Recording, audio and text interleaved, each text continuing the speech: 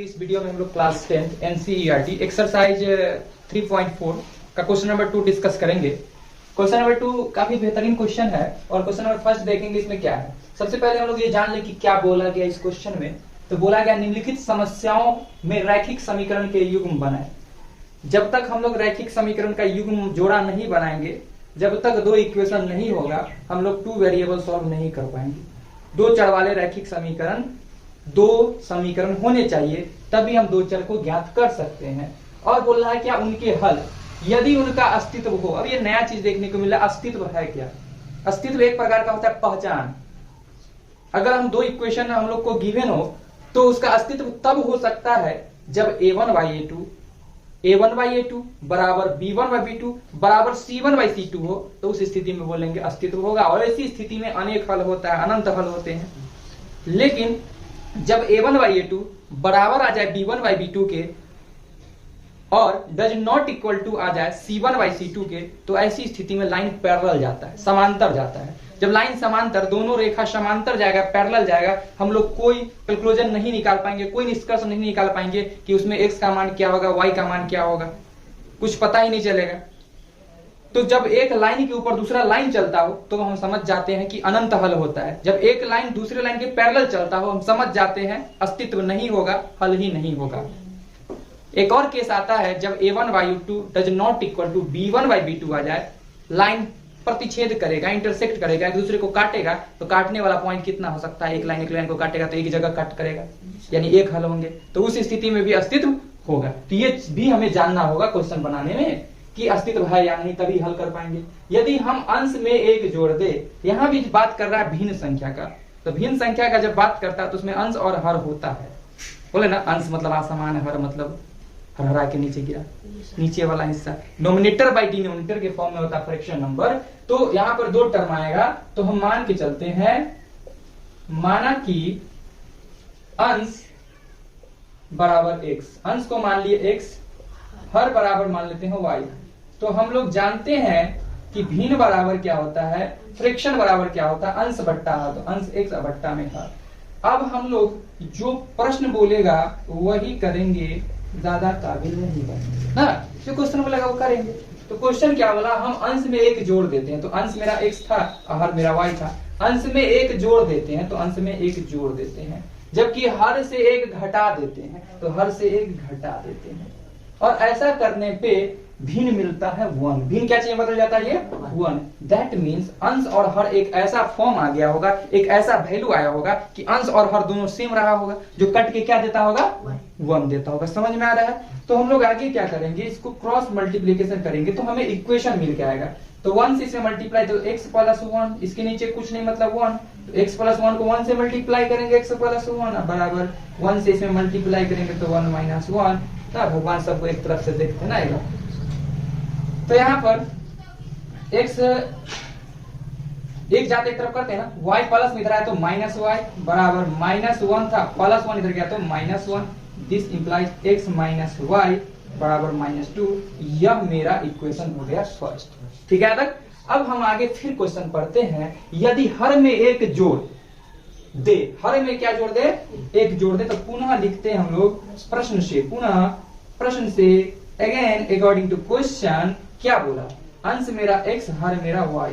क्या बोला कि हर में एक जोड़ दे, हर मतलब नीचे गिरता है हर आगे ना, नीचे वाला, जिसको डिनोमिनेटर कहते हैं इंग्लिश में। डिनोमिनेटर में 1 ऐड कर दिया जाए, ऐसा करने पर हमें फ्रैक्शन यानी भिन्न हमें 1/2 मिल जाता है। तो यहाँ भी हम लोग क्या करते हैं, क्रॉस मल्टीप्लीकेशन करते हैं। यह आ जाता है 2x बराबर y प्लस 1 में 1 से मल्टीप्लाई करेंगे, y plus 1 as it is रह जाएगा, और ये हो जाएगा 2x प्लस y तरह के माइनस y बराबर 1। यह मेरा इक्वेशन हो गया सेकेंड। क्वेश्चन बोला, इक्वेशन तो आया, लेकिन क्वेश्चन बोला अस्तित्व होगा तभी हल करेंगे, अदरवाइज हल नहीं करेंगे, क्योंकि हल होगा ही नहीं। तो ये अस्तित्व में है या नहीं, यह चेक कर लेते हैं हम लोग कि यह अस्तित्व में है या नहीं।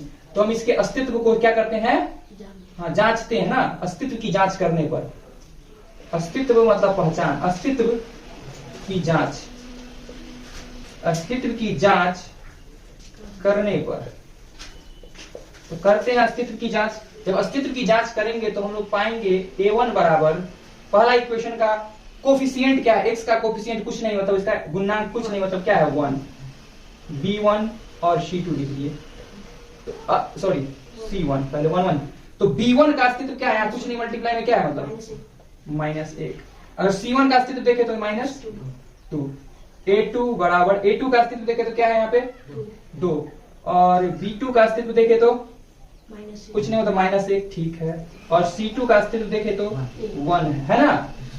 तो हम जांच करते हैं, यहाँ पर a1 बाई a2 निकालते हैं, तो a1 by a2 1/2, b1 by b2 check करते हैं -1 बाई -1, समझ रहे बात को ना, माइनस माइनस कैंसिल, तो जब यहीं पर हम बढ़ाने का जरूरत नहीं है, निकालना चाहे तो देखो c1 बाई c2 भी देखेंगे तो -2 बाई क्या दिखा 1 दिखा। तो यहाँ से हमने देखा कि a1 बाई a2 जो है वह डज नॉट इक्वल टू है b1 बाई b2 के, 1/2 का भी 1 के बराबर हो सकता है, 1/1 के बराबर हो सकता नहीं, यानी इसका अस्तित्व है, यानी एक कहलाओगे लाइन प्रतिच्छेद करेगा तो अस्तित्व है ना, लिख देंगे इस समीकरण का अस्तित्व है,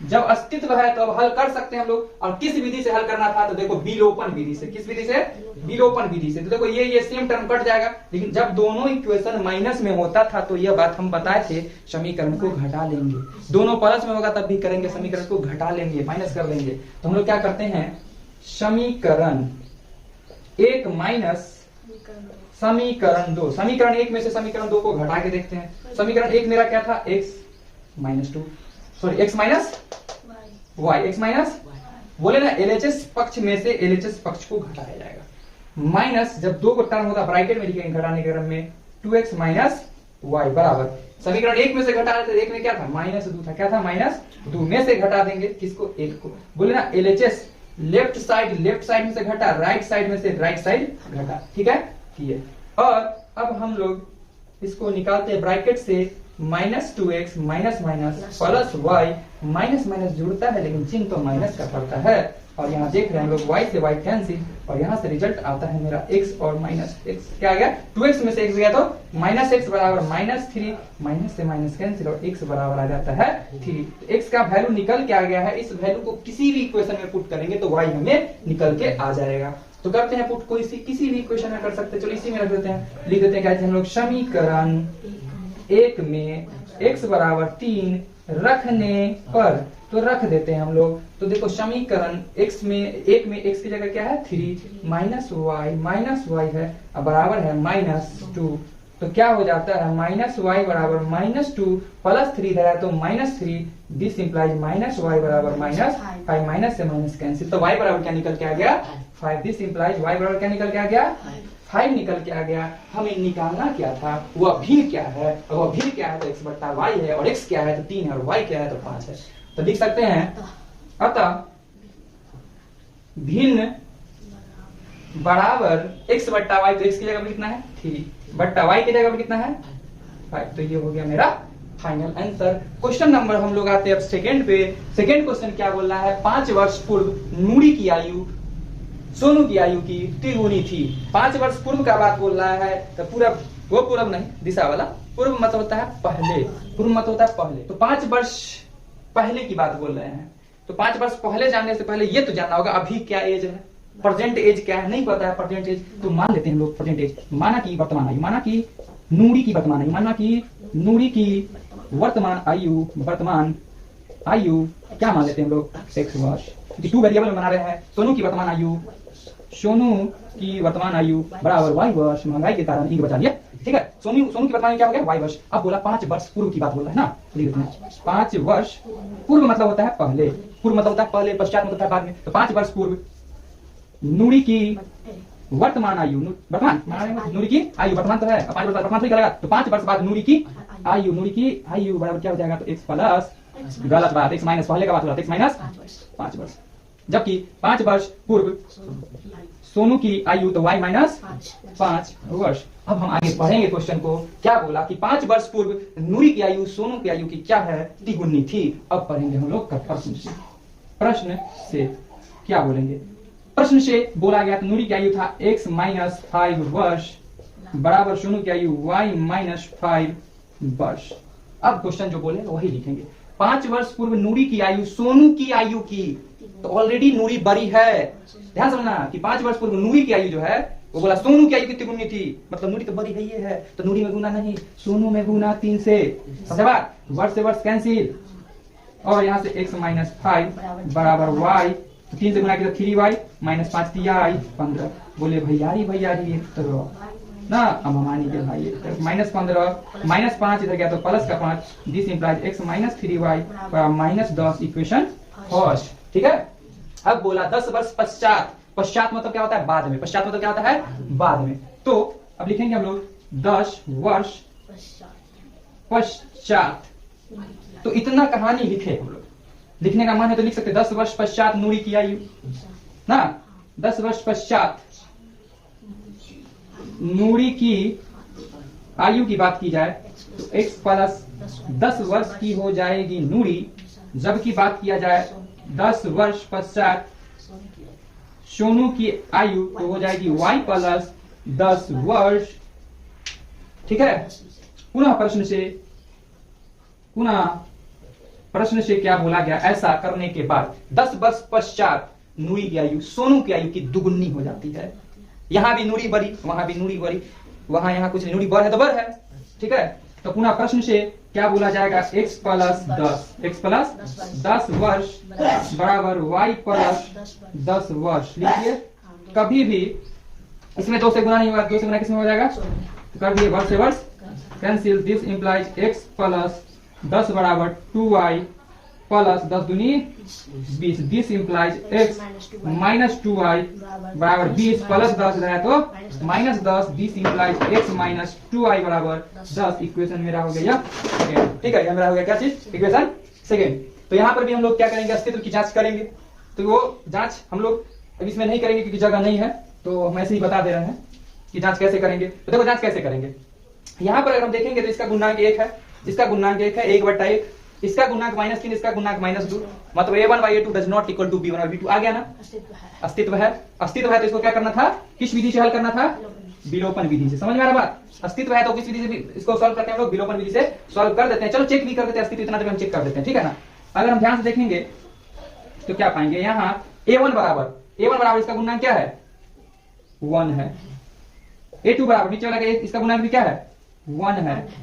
b1 बराबर इसका गुणांक क्या है? -3 है। और b2 बराबर देखो इसका गुणांक क्या है? -2 है। तो आगे हम नहीं लिख रहे हैं। ठीक है ना? यहाँ पर हम देख ही पा रहे हैं कि a1/a2 दिख रहा है, does not equal to b1/b2। यानी कि क्या है? यह अस्तित्व रखता है। हम पहला क्वेश्चन बता दी कैसे लिखना है। यह अस्तित्व रखता है तो इसको हम किस विधि से सॉल्व करते हैं? विलोपन विधि से। तो हम लोग गुना भी कर सकते हैं, कोई जरूरी नहीं है। x और x दोनों है सेम वैल्यू वाला, मार काट करके खत्म हो जाएगा इक्वेशन को। क्या कर देंगे? घटा देंगे। तो लिख देते हैं हम यहाँ पे क्या चीज। चलो जगह हम बना लेते हैं यहीं पे। समीकरण, ध्यान देना, समीकरण 1 माइनस समीकरण 2। ऐसा करने पर x गायब हो जाएगा क्योंकि x एक अकेला, यहाँ भी x अकेला, तो गायब कर देते हैं। तो क्या लिखते हैं? LHS में से LHS जाएगा तो x माइनस 3y में से घटाएंगे तो ब्रैकेट में रखेंगे x माइनस 2y बराबर -10 में से घटाएंगे -10 माइनस करेंगे 10 को। ठीक है। अब ब्रैकेट से हम लोग बाहर कर देते हैं। देखो क्या हो जाता है यहाँ से x minus 3y minus x minus minus plus 2y बराबर -20। ठीक है। अब ये सही है, कैंसिल। यहाँ से क्या आ जाता है? 3 में से तो माइनस y बराबर -20, माइनस से minus cancel, this implies y बराबर क्या आ गया? 20। यानी 20 आया, मतलब क्या? सोनू का आयु 20 वर्ष। अब निकालना हमें क्या चाहिए? नूरी का आयु। तो किसी एक इक्वेशन में पुट कर देते हैं। चलो हम रख देते हैं समीकरण 1 में। समीकरण 1 में y बराबर 20 रखने पर रख देते हैं। तो क्या है मेरा समीकरण 1? x माइनस 3y, तो x माइनस 3 इंटू वाई की जगह पर 20 बराबर -10 है, बराबर -10 है। तो क्या हो गया? x माइनस 20 दिया 60 बराबर -10, तो x बराबर -10 नहीं आ रहा है यहाँ पे। ठीक है ना? यहाँ तक आ रहा है ना? ठीक। तो हम आगे यहाँ लिख देते हैं, जगह है यहाँ पर। ठीक, तो यहाँ हम लिख दे रहे हैं। ठीक है। तो x बराबर -10 -60 हो गया तो +60, इसलिए x बराबर क्या आ गया? 50। तो x बराबर क्या आ गया? 50। अतः नूरी की लिख देंगे हम ये बात। अतः नूरी की वर्तमान आयु बराबर x की जगह पर कितना है मेरा? 50 वर्ष। कितना लिख देंगे? ये तुम लोग नीचे लिख देना, बस कमी था जगह का इसलिए लिख दे यहाँ पे। और सोनू की वर्तमान आयु y की जगह पर कितना आया था मेरा y बराबर 20, तो क्या हो जाएगा 20 वर्ष, या तुम लोग नीचे लिख देना अतः करके, हेंस करके। तो देखते हैं क्वेश्चन नंबर देखेंगे थर्ड, 2 का थर्ड क्या है क्वेश्चन कि 2 अंकों की संख्या के अंकों का योग 9 है। पहला बात यही निकल के आ गया इक्वेशन, 2 अंकों की संख्या के अंकों का योग 9 है, यानी 2 अंक की संख्या होगा इकाई अंक और दहाई अंक होगा, वंस पैलेस और टेंस पैलेस होगा, वो दोनों को ऐड करेंगे तो 9 उड़ जाएगा, पहला इक्वेशन बन गया। आगे हम फिर देखेंगे क्वेश्चन। तो पहला बात कि क्वेश्चन को हम ढंग से पढ़ेंगे और उससे इक्वेशन बनाने की कोशिश करेंगे, और जब इक्वेशन आ जाएगा तो उसका अस्तित्व चेक करेंगे, अगर अस्तित्व होगा तो हल करेंगे, अदरवाइज वहीं पे थम जाएंगे, रुक जाएंगे। तो यहाँ पर ना हम लोगों के पास है 2 अंकों की संख्या, तो माना कि मुश्किल बड़ी है, क्वेश्चन हम लोग के सामने पड़ी है, तो माना कि 2 अंकों की संख्या में इकाई अंक जो है x है, इकाई अंक बराबर है x, ठीक है, इकाई अंक क्या है x है, दहाई का अंक क्या है y है, दहाई का अंक क्या है y है, और हम लोग जानते हैं संख्या बराबर 10 गुने दहाई जोड़ इकाई, 10 गुने दहाई जोड़ इकाई। यह कॉन्सेप्ट बहुत बड़ा चीज नहीं, बहुत आसान चीज है, थोड़ा सा ध्यान देना। कोई आदमी लिखता है मान लो 27, इसका मतलब है 2 गुने 10 जोड़ 7, या बोल सकते 10 गुने 2 जोड़ 7, तो बोले ना 10 गुने दहाई का अंक जोड़ इकाई का अंक, 10 गुने 20 20 7 27, पूरे क्या 27, ठीक है, समझ में आया कॉन्सेप्ट। तो ये बात हम अब लिखते हैं प्रश्न से, ठीक है। तो प्रश्न चोपड़ा क्या बोला कि 2 अंकों की संख्या के अंकों का योग 9, तो 2 अंकों की संख्या क्या था, इकाई और अंक, दहाई मिलके बनता है, तो इकाई अंक प्लस दहाई अंक मिलके बन गया 9, यही तो मेरा इक्वेशन स्पष्ट है, समझा। आगे हम लोग फिर पढ़ते हैं, पुनः प्रश्न क्या बोला, पुनः प्रश्न से अगेन अकॉर्डिंग टू क्वेश्चन क्या बोला, इस संख्या का 9 गुना, इस संख्या का 9 गुना, किस संख्या का, तो संख्या यही ना है, यही ना है संख्या 10y प्लस 1, इस संख्या का 9 गुना, इस संख्या का 9 गुना संख्या को अंकों को पलटने पर, संख्या के अंक को पलट देंगे तो इकाई की जगह दहाई और दहाई की जगह क्या चला जाएगा इकाई, तो पलट देंगे तो हो जाएगा 10x प्लस y, समझा। संख्या के अंकों को पलटने से बनी संख्या का 2 गुना है, बनी संख्या का 2 गुना है, समझ आया। तो ये बन गया इक्वेशन सेकंड। तो 9 को करेंगे 10 से तो 90y प्लस 9 को x किए तो 9x, और 2 को 10 से किए तो 10 दूनी 20x प्लस 2y, पहले भी बोले जाते जाते एक तरफ, तो 90y plus 9x minus 20x minus 2y बराबर 0, दिस इंप्लाइज, क्वेश्चन बन गया 0। 90 में से 2 चला गया 88y, 20 में से सॉरी 9 में से 20 गया तो माइनस 11x बराबर 0। 11 कॉमन ले सकते हैं हम लोग, क्या चीज, तो कॉमन ले सकते हैं हम लोग 11 कॉमन लिए, तो 11 के टेबल में 11 के टेबल में 8 मतलब y आ गया, माइनस यहाँ से बच गया x बराबर में यहाँ पे 0, this implies 8y minus x बराबर 0/11, this implies 8y minus x बराबर क्या गया 0, क्या गया 0। इक्वेशन मेरा हो गया सेकंड। इसकी अस्तित्व की जांच कर ले, मन है तो कर लो, चल कर ही लेते हैं। अस्तित्व की जांच हम लोग करते हैं, अस्तित्व की जांच। अस्तित्व की जांच करने में हम लोग कंपेयर करते हैं इक्वेशन का a1x plus b1y plus c1 equal to 0 से दूसरे इक्वेशन को a2x plus b2y plus c2 बराबर 0 से। ये चीज हम पहले पढ़ चुके हैं, तो यहाँ पर उतना हम नहीं करते हैं। a1 की जगह पर देखिए इसका गुणनाक, चलो थोड़ा बता देते हैं। a1 का गुणनाक यहाँ पर कुछ नहीं, मतलब 1 छुपा हुआ होता है, तो a1 बराबर मेरे पास क्या है 1 है। a2 बराबर देखो यहाँ पर कुछ नहीं, मतलब क्या है 1 है, ये लिखना नहीं है, बस दर्शा रहे हैं, कुछ नहीं मतलब क्या है यहाँ पे a2 बराबर जो है माइनस का 1 है, b2 b1 b2 c1 c2, ठीक है। b1 की जगह पर देखो b1 का गुणनांक क्या है, कुछ नहीं मतलब है 1, क्या है 1, और b2 का गुणनांक 8 है, क्या है 8, क्लियर है।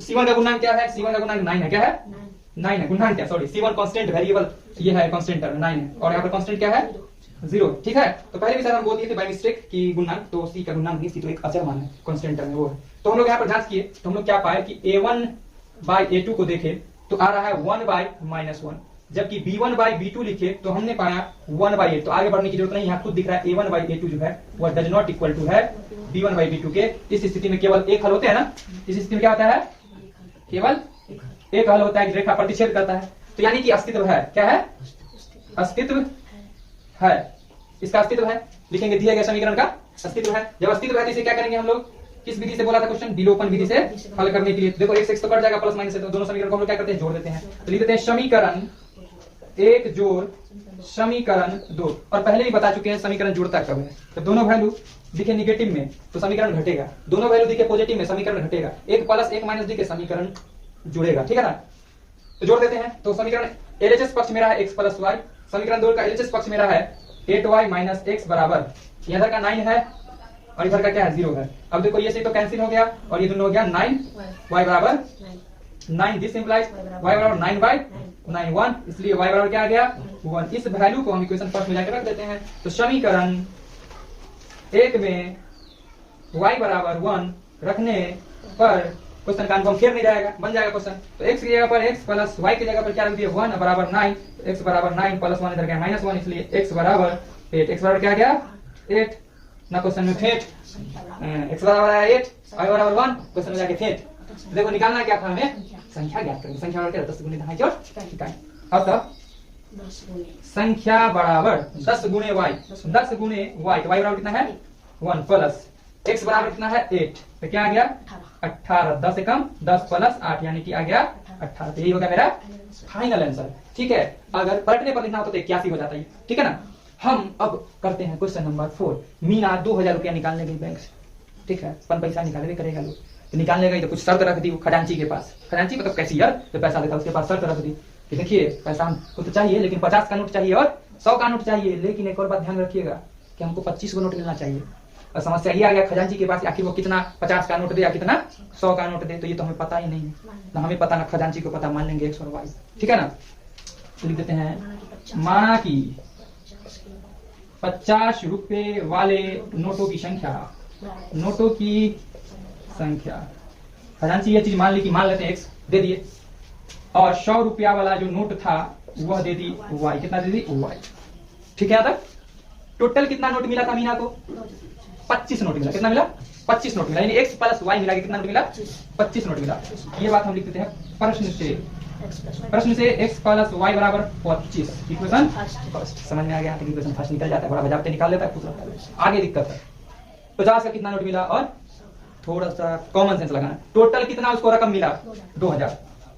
मीना द्वारा निकाला गया, द्वारा निकाली गई कुल राशि, निकाली गई कुल राशि बराबर गोपी, निकाली गई कुल राशि बराबर गोपी नहीं, बराबर कितना 2000 रुपया। देखो यहीं पे भेजा लगाएंगे, समझना थोड़ा ध्यान से। 50 रुपया का अगर एक नोट लाएंगे तो क्या रुपया मेरे पास 50 रुपया, 2 नोट लाएंगे क्या रुपया 100 रुपया, 3 नोट लाएंगे 150, 4 नोट लाएंगे तो 200 रुपया। ठीक इसी प्रकार 100 नोट लाएंगे 50 रुपया का तो 50 100 रुपया। समझा बात, क्या रुपया समझा बात या नहीं समझा। टोटल लाई थी ना पैसा 2000, तो प्लस एक 100 रुपया का नोट, 100 रुपया का एक नोट तो 100 रुपया, 2 नोट तो 200 रुपया, 3 नोट तो 300 रुपया, तो वाई नोट तो कितना 100 वाई रुपया बराबर कितना निकाली 2000 रुपया। समझ में आया बात। अब यहाँ से हम लोग कॉमन ले सकते हैं, 50 ले सकते हैं, बोलो चलिए कॉमन, यहाँ से बच गया x प्लस यहाँ से बच गया 2 y, रुपया भी ले लिया कॉमन बराबर 2000 रुपया, रुपया से रुपया पार हो गया, अब 0 से 0 फरार हो गया, अब 5 से 5 चौका 20 हो गया, 0 हो गया, यहाँ से आ गया इक्वेशन x प्लस 2y बराबर 40, इक्वेशन मेरा हो गया सेकंड। समझ में आया बात, ठीक है। अब हम लोग अस्तित्व की जांच कर लेते हैं। देखिए अस्तित्व 1/1 1/2 अस्तित्व है ना। अस्तित्व की जांच करने पर, अस्तित्व की जांच, अस्तित्व की जांच करने पर हम लोग करते हैं a1 बराबर, इसका गुणनांक देखो तो कुछ नहीं मतलब 1 है, a2 बराबर, इसका गुणनांक देखो कितना है, a2 वाला का इक्वेशन सेकंड का 1 है, क्या है 1 है। b1 बराबर, b1 बराबर b1 का गुणनांक का है 1 है, b2 का गुणनांक क्या है, b2 का गुणनांक क्या है 2 ना, c1 का गुणनांक क्या है, सॉरी फिर गुणनांक बोल रहे हैं, c अचर मान है, कांस्टेंट वैल्यू क्या है इसका 25 है, और c2 कितना है 40 है। तो a1 बाई a2 निकालते हैं अगर हम लोग, a1 बाई a2 तो 1/1, b1 बाई b2 तो क्या दिख रहा है 1/2, c1 बाई c2 तो क्या दिख रहा है 25/40। तो आगे बढ़ने की जरूरत है, यहाँ पर देखिए a1 by a2 not equal to, चूंकि दिख रहा है हमें कि a1 बाई a2 जो है वह डज नॉट इक्वल टू है b1 बाई b2, यानी कि क्या चीज अस्तित्व है, अस्तित्व। अतः प्राप्त समीकरण के अस्तित्व हैं, अस्तित्व है, अस्तित्व है। जब अस्तित्व है तब जाके क्या करना था, सॉल्व करना था। यहाँ देखो अस्तित्व गलती लिख दी है ना, यह अस्तित्व, अस्तित्व एक पहचान उसी को गलती कर दी, ठीक है। अस्तित्व छोड़, अस्तित्व है, प्राप्त समीकरण के क्या है अस्तित्व है तो हम इसे सॉल्व करेंगे। देखो ये भी अकेला x, ये भी अकेला x, क्यों? इसका नीचे करना, इक्वेशन को घटा देंगे। क्या लिख देते हैं हम लोग? क्या चीज? समीकरण 1 माइनस समीकरण 2। तो समीकरण 1 मेरा क्या है?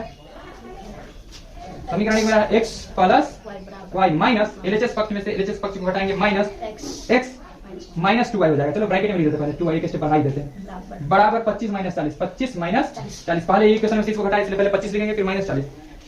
ठीक है, this implies x plus y minus x minus plus minus 2y। 25 में 40 गया माइनस 15। अब देखो ये से ये कैंसिल हो गया, यहाँ से क्या गया? माइनस y बराबर माइनस 15, माइनस से माइनस कैंसिल, इसलिए y बराबर 15। तो y निकल के आ गया 15। इस वैल्यू को हम लोग किसी एक इक्वेशन में पुट कर देते हैं। तो पुट कर देते हैं, लिख देते हैं क्या चीज? समीकरण इसमें 1 में y बराबर 15 रखने पर, तो रख देते हैं हम लोग 15। तो x की जगह पर x प्लस y की जगह पर 15 बराबर 25। दिस इंप्लाइज x बराबर 25 माइनस 15, दिस इंप्लाइज x बराबर 10। x बराबर क्या आ गया?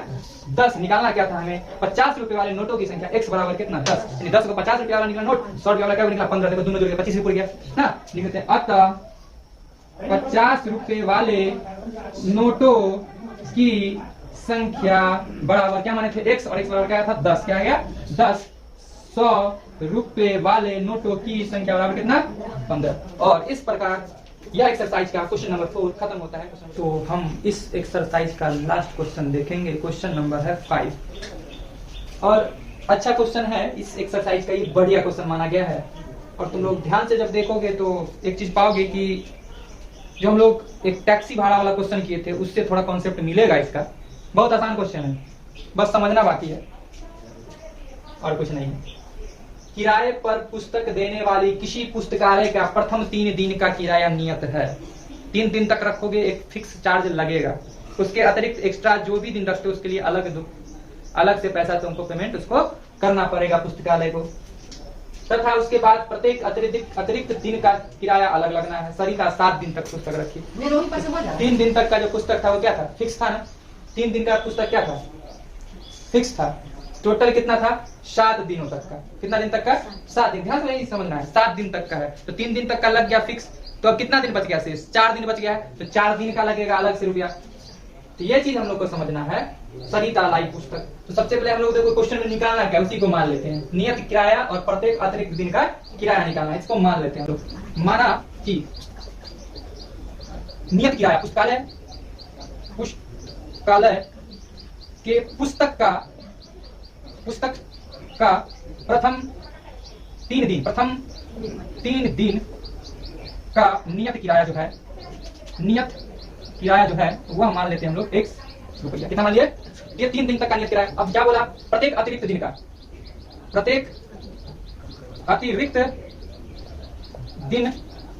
का किराया क्या मान के चलते हैं? y रुपया। प्रत्येक अतिरिक्त एक दिन का, प्रत्येक अतिरिक्त एक दिन का किराया क्या मान लिए?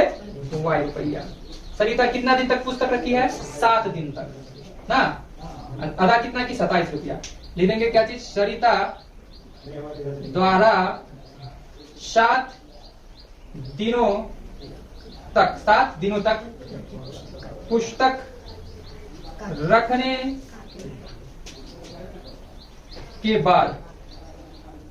रखने के बाद अदा की गई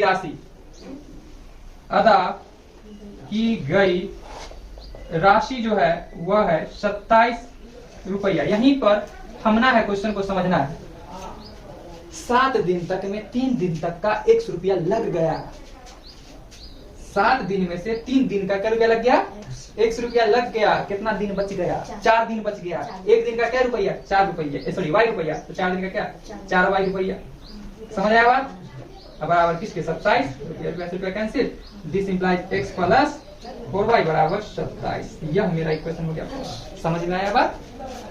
सरिता के बाद सुशी नाम की एक लड़की लाई 5 दिन के लिए की। सुशी द्वारा 7 दिन की जगह क्या लिखेंगे? 5 दिन तक का पुस्तक का किराया। कितना उसको लगा? सुशी को 21 रुपया। कितना रुपया लगा? 21 रुपया। ध्यान से समझना। 3 दिन का तो उसको लगना था x रुपया। 3 दिन तक x रुपया लग गया, तो 5 दिन तक रखी थी तो क्या दिन बच गया? 2 दिन बच गया। तो 2 दिन का कितना रुपया? 2y रुपया बराबर किसके? 21 रुपया। 21 21 रुपए, रुपए cancel. This implies x plus 2y बराबर 21 समीकरण 2। अब चेक करते हैं इसके अस्तित्व का ना। प्राप्त, ऐसे देखो लैंग्वेज हम चेंज करते जा रहे हैं हर क्वेश्चन में। प्राप्त समीकरण के अस्तित्व की जांच करने पर, अस्तित्व की जांच करने पर, तो हम लोग करते हैं। क्वेश्चन बोला, हम नहीं बोले थे, क्वेश्चन वाला, इसलिए अस्तित्व की जांच कर रहे हैं। तो यहाँ पर हम देख रहे हैं A1 A2 B1 B2 C1 C2। तो ध्यान से देखोगे A1 क्या पाओगे, इसकी गुणांक कुछ नहीं मतलब 1 है, A2 का गुणांक कुछ नहीं मतलब 1 है, B2 का गुणांक 4 है, B1 का गुणांक 4 है, P2 का गुणांक क्या है 2 है, C1 कांस्टेंट क्या है 27 है, C2 कांस्टेंट अचरमान क्या है, कांस्टेंट यानी अचरमान 21 है। तो यहाँ पर हम लोग देख लिए, क्या देख लिए कि A1 by A2 does not equal to दिख रहा है B1 by 2, क्योंकि दिख रहा है हम लोग A1 by A2 does not equal to है B1 by B2 के। अतः इस समीकरण का अस्तित्व है, समीकरण का अस्तित्व है। जब अस्तित्व है तो बोला इसे विलोपन विधि से ज्ञात करें। तो देखो x x गैप हो सकता है, दोनों में x x है, समीकरण को घटा देंगे, दोनों पॉजिटिव है, समीकरण को घटा देंगे तो क्या करेंगे, समीकरण 1 माइनस समीकरण 2, समीकरण 1 माइनस समीकरण 2। तो समीकरण 1 मेरा क्या है x प्लस 4y माइनस समीकरण 2 मेरा क्या है x प्लस 2y बराबर समीकरण 1 का है ये पक्ष क्या है 27 है, माइनस इसका क्या है 21। ठीक है, अब हम लोग क्या करते हैं, घर से बेघर करते हैं, ब्रैकेट हटाते हैं, minus minus plus minus 2y बराबर 27 में से किस गया तो 6, x से x कैंसिल है, 2y में से सॉरी 4y में से 2y गया तो 2y बराबर 6 2 6, इसलिए y बराबर 3, y बराबर 3 आ गया।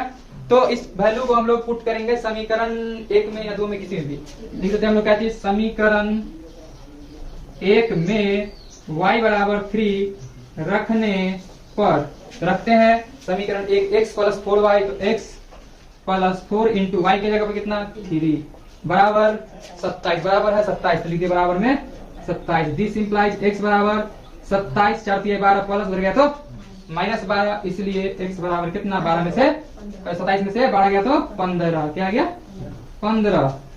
x निकल के आया 15, यानी प्रथम 3 दिन का किराया क्या रुपया लगना है 5 रुपया, और प्रत्येक एक दिन के एक्स्ट्रा के लिए 3 रुपया चार्ज है। ठीक है ना बात, तो यह बात हम लोग लिख देंगे लास्ट में अतः करके। ठीक है, ये चीज को हम लिख देंगे अतः करके, क्या चीज करके लिखेंगे अतः। पुस्तकालय में के पुस्तक का प्रथम 3 दिन का नियत किराया x कितना आ गया 15 रुपया, फिक्स जो है फिक्स चार्ज जो है 15 है, और प्रत्येक अतिरिक्त एक दिन का किराया क्या है y की जगह पर कितना 3 रुपया, और यही हो जाएगा मेरा फाइनल आंसर। और इस प्रकार यह एक्सरसाइज समाप्त होता है।